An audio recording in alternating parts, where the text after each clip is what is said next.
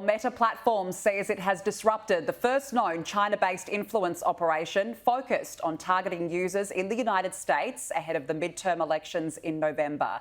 It suggested a shift towards more direct interference in US domestic politics compared with previously known Chinese propaganda efforts. The fake accounts posed as liberal and conservative Americans in different states.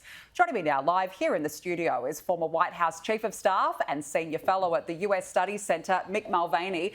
Mick, it's good to see you and lovely to meet you in person. Thank you for joining us.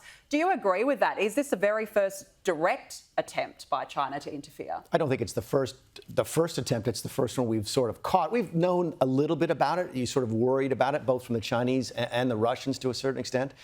Believe me, we don't need any help being divided in the United States right now. We're sort of doing it well on our own. But to have folks come and step in and to intentionally try and destabilize civil discourse is a problem. And if it's a problem for us, it's going to be a problem for everybody. This is the new model. There are countries around the world that want to take the stable democracies and try to destabilize them. So it's going to continue to be a challenge. It's going to get worse. I'm glad Meta actually was able to track this one down. Yeah, absolutely. Well, speaking of the midterms, a busy couple of months coming up.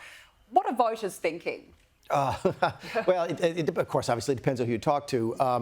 At the end of the day, though, Danica, you have to think that it's the same thing all the time, which is, as Bill Clinton famously says, it's the economy, stupid. You can talk about things happening overseas in the Ukraine. You can talk about the abortion rulings and so forth.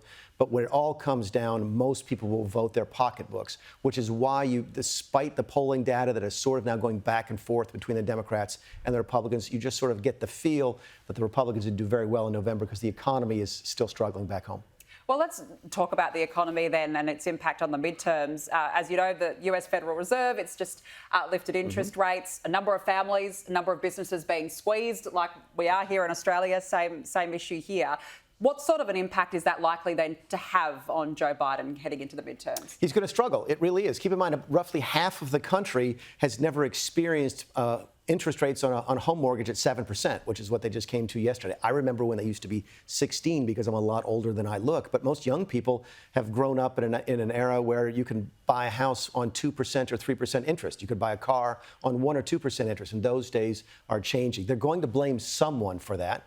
And as I used to tell President Trump all the time, sometimes you get credit for stuff that you didn't do, and sometimes you get blamed for stuff you didn't do. But the worst thing is to actually get blamed for stuff you did. And that's where Joe Biden is right now. So as long as the economy continues to be the top issue, which I think it's going to be, we're only about 5 weeks out from the election right now, the Democrats will struggle. What about in terms of that decision, the Roe versus Wade recently? Will that affect the midterm vote? It affects the dialogue. It affects the narrative. It affects what people talk about. It certainly affects the media coverage, and people are now more aware of abortion as an issue than they might have been before the Supreme Court decision. But when you step back and think about how people vote, abortion, while it's an important issue, doesn't touch very many families directly. Okay? Be a small percentage of American families have actually had to deal with the issue of abortion personally.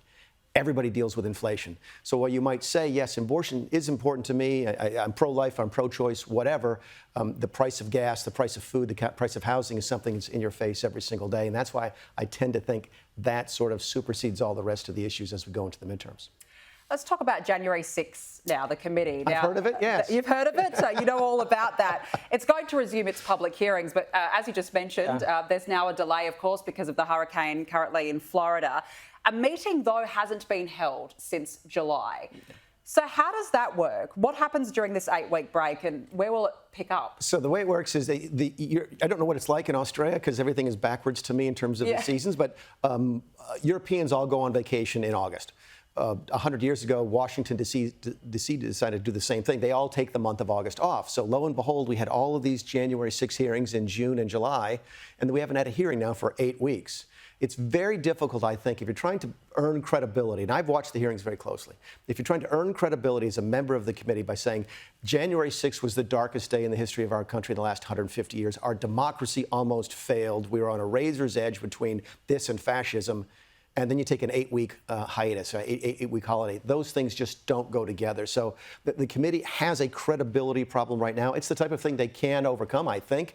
But again, I think they just delayed the hearing tonight because of the hurricane, which I guess makes sense, except the hurricane is nowhere near Washington, D.C. So it's politics as usual in Washington, D.C. It's just magnified because of the importance of January 6th. But we will continue to sort of slug through this on a political basis as opposed to a factual basis. And that's disappointing to all of us who really want to know what happened on that fateful day. So will it essentially pick up then where it left off? How will it run? Who knows? I mean, keep in mind, they've hired a famous television producer to produce the show, like you produce this show. They've actually hired a television producer to produce the hearings.